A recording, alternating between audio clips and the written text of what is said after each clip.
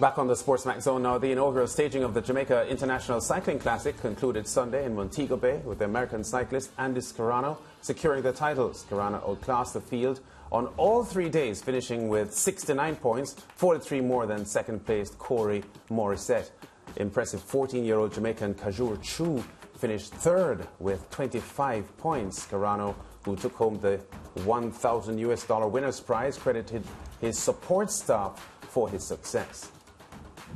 Tried a hat trick. Pleased, yeah. Tired.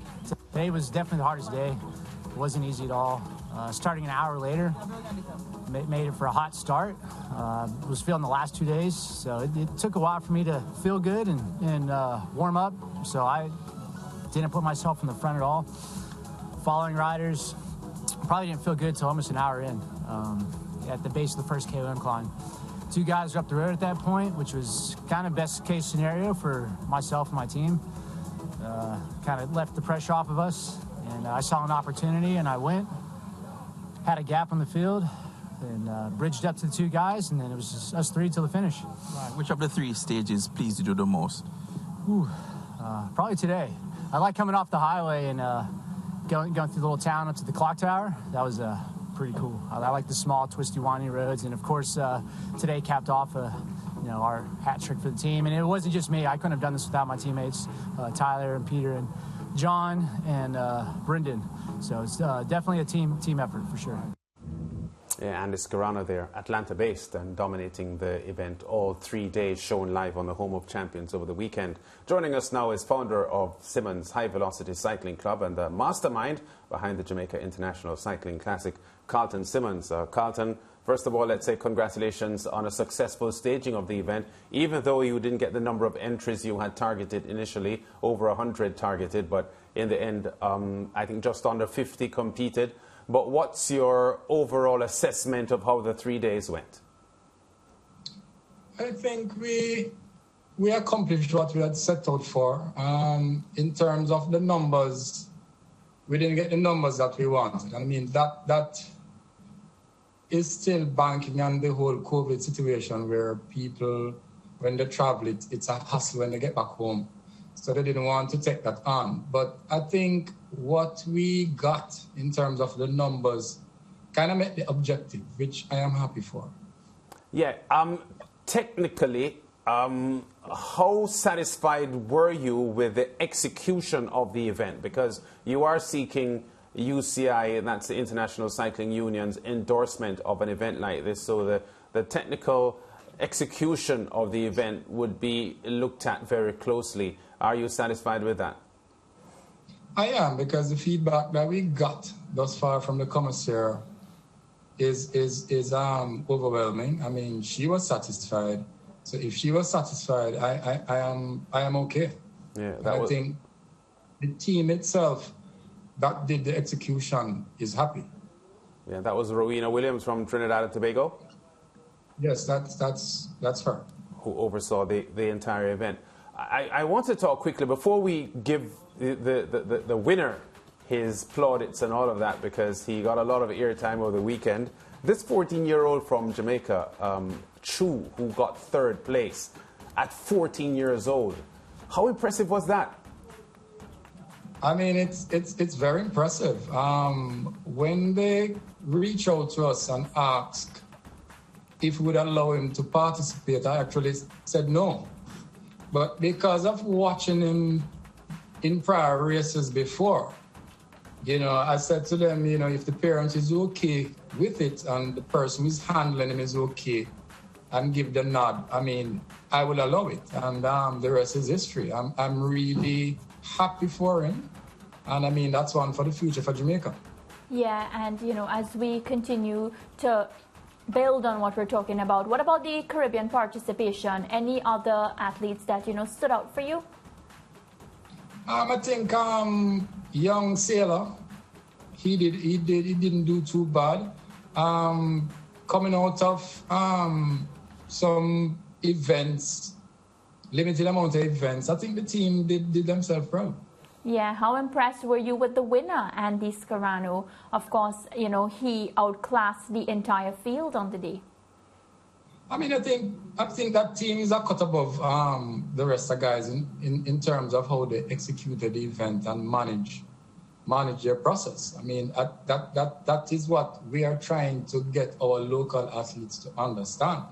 You know, how you go about managing a race as a rider in terms of your strategies that you employ. So for me, it's a good show for our young riders in Jamaica. You know, when looking on, and I think when they can go back to look at the videos from the event, I think it's a good learning curve and process for them. Definitely a good learning curve. So I know the event ended on Sunday. Today it's Monday. But are you looking ahead already to next year? Yes, we are. I mean, the planning will have to start now. Yeah.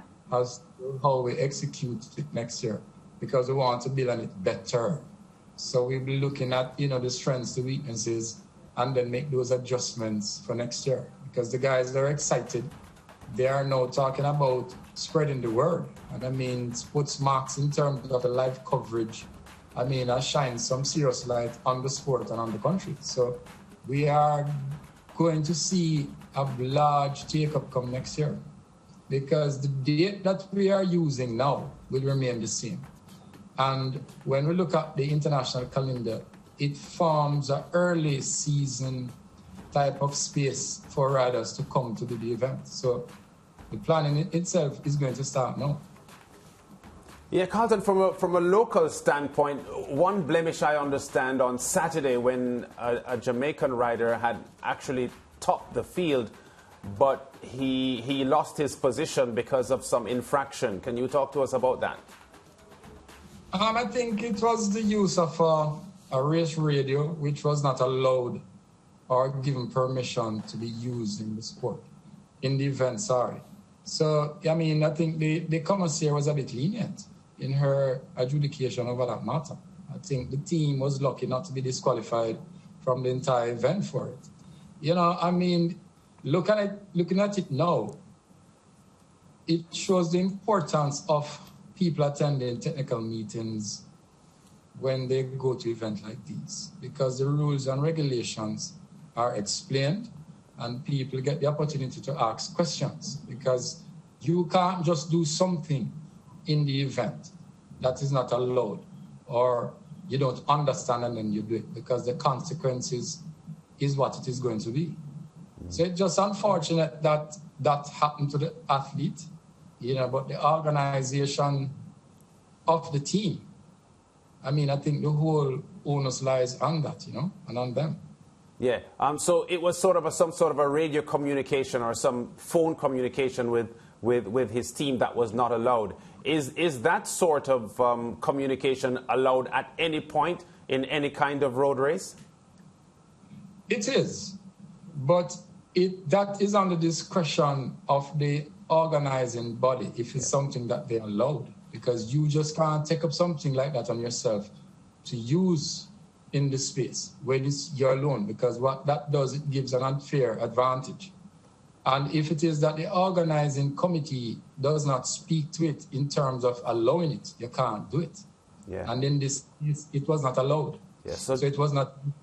Yeah, so for clarity, Carlton, for viewers then, Carlton, in what way would a cyclist benefit from communication from his team, a personal communication? How would that benefit him or her? Remember that the event is being live streamed. Yes. There are a lot of things that on the bike the athlete will not be able to see. So when you have somebody looking on and can make a decision that will affect other riders, and you're not in the event, it's not fair. And it's something that you don't want to have happening, where you have somebody that's on the sideline that is at a better vantage point than you, the rider, in the space, shouting out or giving instructions in your ear. You know, so that is where the chaos and the problem is. Yeah, because when we looked at the coverage, a lot of the shots that we're seeing were like drone shots. So you were seeing an overall coverage that went, you know, a very long way from the overall picture, because that's a bird's eye view.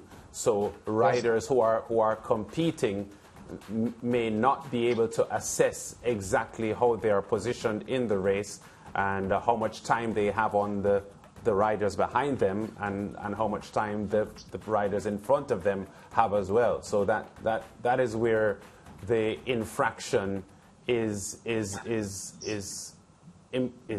critical, because it does give the person getting all of this information the advantage. Yes, that is it. Yeah, well, all right, Carlton, we're happy that things went well. We are happy that SportsMax was a part of this project, and we certainly hope that next year's event will have more than 100 entries, and it will grow from strength to strength. Thanks, man. Thanks for having me, and big up to SportsMax, you know. Yeah, Carlton Simmonds there, who organised the Jamaica International Cycling Classic over the weekend. Andy Scarano, the American based in Atlanta, coming up with a good victory. He won all 3 stages and was a dominant winner of the event. Our second set of zone updates with Mariah after the break.